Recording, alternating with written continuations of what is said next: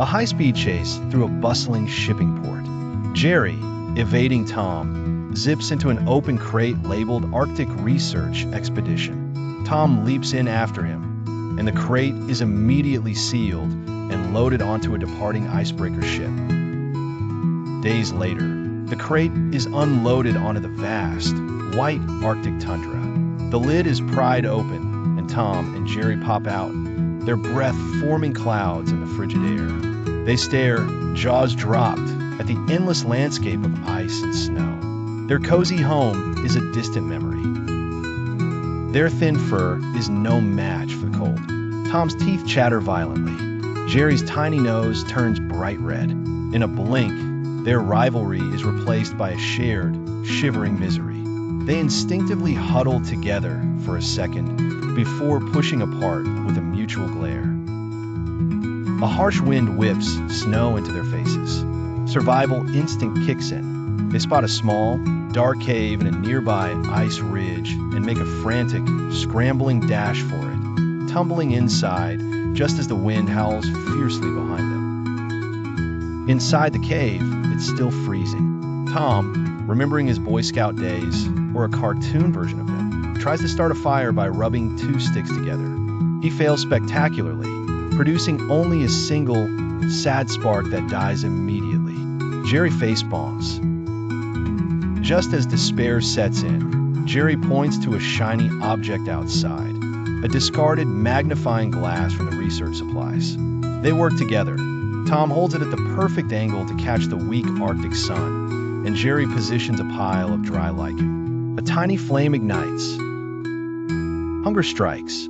They find a hole in the ice. Tom tries to fish with his tail, which gets snapped at by a massive, toothy fish.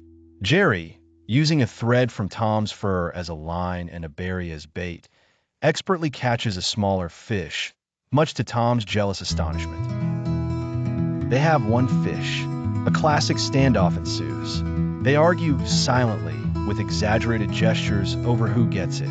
The argument ends when a sneaky Arctic fox darts in and steals it. They are left hungry, united in their frustration against a new, common enemy. Tom, chasing a snowshoe hare he mistakes for a giant Jerry, triggers a small avalanche. He's buried up to his neck. Jerry, after a moment of triumphant laughter, takes pity and digs him out.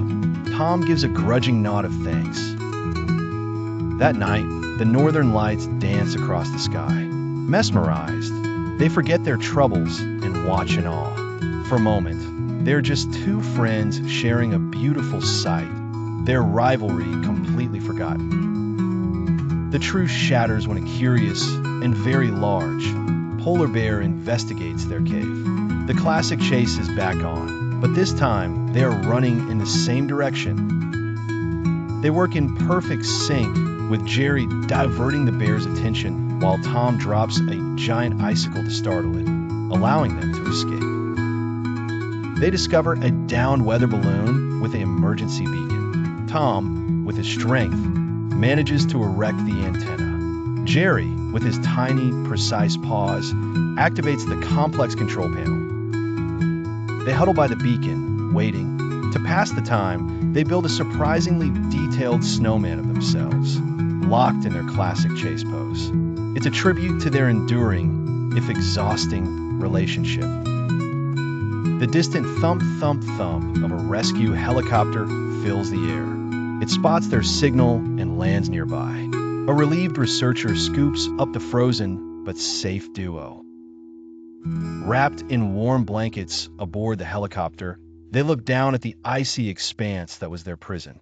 They share a look that is not quite friendship, but a deep, mutual respect forged in ice and adversity.